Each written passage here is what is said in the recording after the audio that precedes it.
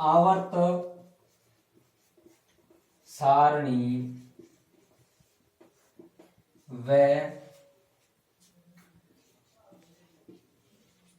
पदार्थों के गुणधर्म।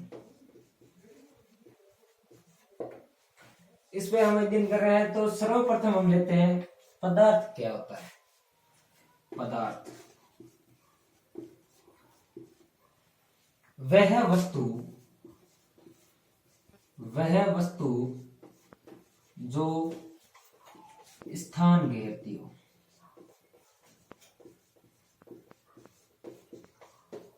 उसमें वजन हो यानी द्रव्यमान, उसमें द्रव्यमान पाया जाता है। क्या कहलाता है? पदार्थ।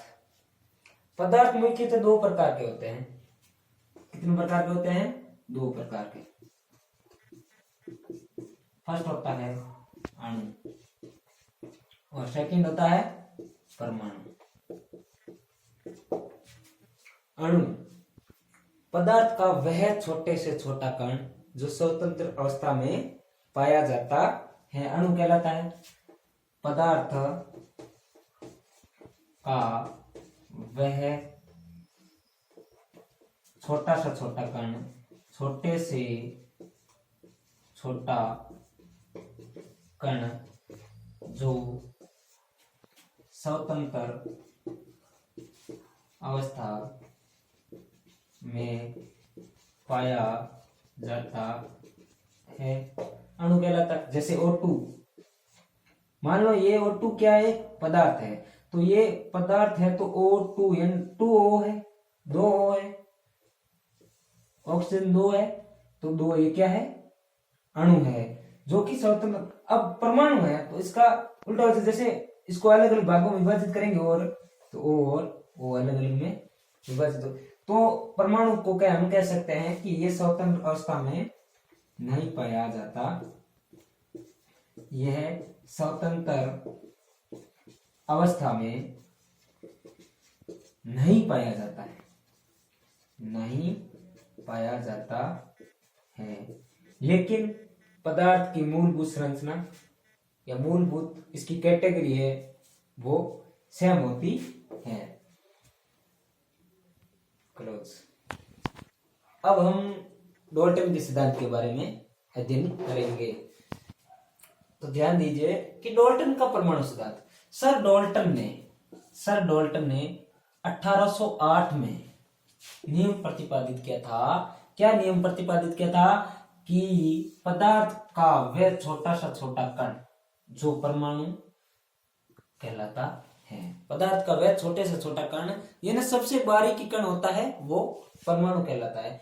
परमाणु शब्द कहां से लिया गया है? ग्रीक भाषा से लिया गया है। एंटम जिसका अर्थ होता है अविभाज्य, यानी जिसको आगे और विभाजित अर्थात आगे और अलग भागों में बांटा नहीं जा सकता है। लेकिन वर्तमान समय में परमाणु को हम 3 भागों में विभाजित कर सकते हैं या किया जा सकता है। कौन सा? पहला होता है इलेक्ट्रॉन, दूसरा प्रोटॉन, तीसरा न्यूट्रॉन। हमने ये क्लास शुरू की है लैब असिस्टेंट के जो आगे भर्ती आने वाली है, उनमें जो इम्पोर्टेंट जो क्वेश्चंस आएंगे उनके बारे में अध्ययन कराएंगे। ज्यादा लंबा चौड़ा नहीं लेंगे हम। अब हम अध्ययन करेंगे बारीकी से कि इलेक्ट्रॉन क्या है, किस प्रकार से बनता है, कैसे प्रयोग किया तब जाके ये बना है, इसकी खोज किसने की है।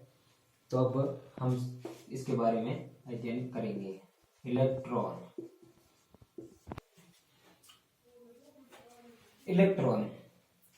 की खोज सर जे थॉमसन ने की थी। कब की थी? 1898 में की थी। इन्होंने कैसे किया था? प्रयोग किया था। वो प्रयोग कैसे किया था? विसर्जन नलिका। उन्होंने एक विसर्जन नलिका ली। क्या ली? विसर्जन नलिका ली। मतलब विसर्जन नलिका ली, एनोड से कैथोड जोड़ा इन्होंने,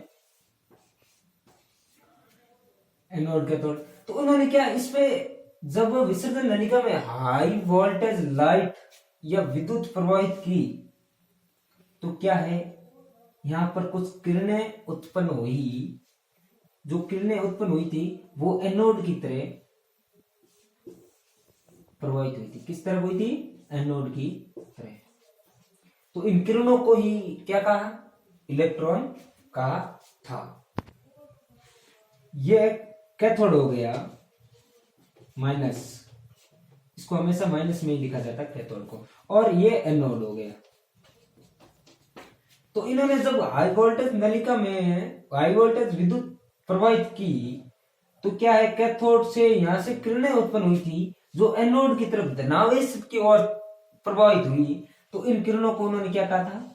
कैथोड किरणें। ये माइनस में चलता है तो इलेक्ट्रॉन के ऊपर माइनस भी लगता है ना, वो इसी कारण से ही लगता है। और इन कैथोड किरणों को ही इलेक्ट्रॉन कहते हैं। अब हम देखेंगे कि इनके लक्षण क्या होते हैं इलेक्ट्रॉन के। इलेक्ट्रॉन के ये अदृश्य होते हैं, यानी ये दिखाई नहीं देते हैं, लेकिन प्रतिदीप्त के द्वारा देखा जा सकता है। जैसे टीवी में क्या चलता है? इलेक्ट्रॉन ही चलते हैं। इलेक्ट्रॉन एनोड मतलब कैथोड किरणें ही चलती है, कैथोड किरणों को इलेक्ट्रॉन कहते हैं। और दूसरा विद्युत व चुंबकीय क्षेत्र में इनकी उपस्थिति व्यवहार होता है वो ऋणात्मक होता है, क्योंकि ये हमेशा धनावेशित की तरफ बढ़ती रहती है। इलेक्ट्रॉन का आवेश कितना होता है? -1.6 गुणा 10 की घात -19 कूलम होता है। और इसका द्रव्यमान होता है 9.11 गुणा 10 की घात -31 के दी। तो ये चीज इंपॉर्टेंट चीज है, ये एग्जाम में आ सकती है, इसको थोड़ा ध्यान से देख लेना, याद कर लेना कॉन्सेप्ट तरीके से। अब हम सेकंड जो प्रोटॉन है उनके बारे में अध्ययन करेंगे। प्रोटॉन के बारे में अब क्या, प्रोटॉन की खोज किसने की थी? सर गोल्डस्टीन ने की थी। कब की थी? 1886 में की थी। और प्रयोग किसे? एनोड किरणों की खोज के दौरान किया था। इसकी खोज हो गई थी, एनोड किरणों को उनको प्रयोग में लिया था इन्होंने, और नामकरण दिया था सर रदरफोर्ड ने। प्रोटॉन नाम किसने दिया था? सर रदरफोर्ड ने। प्रोटॉन का आवेश कितना होता है? लेकिन इलेक्ट्रॉन के आवेश का वो सेम ही रहता है, लेकिन ये विपरीत रहता है। वो माइनस में है तो ये प्लस में रहता है। 1.6 गुणा 10 की घात -19 कूलम। और द्रव्यमान होता है वो होता है 1.67 गुणा 10 की घात -27 किलोग्राम होता है। तो ये भी ध्यान में रख लीजिएगा थोड़ा सा। अब हम पढ़ेंगे न्यूट्रॉन के बारे में। न्यूट्रॉन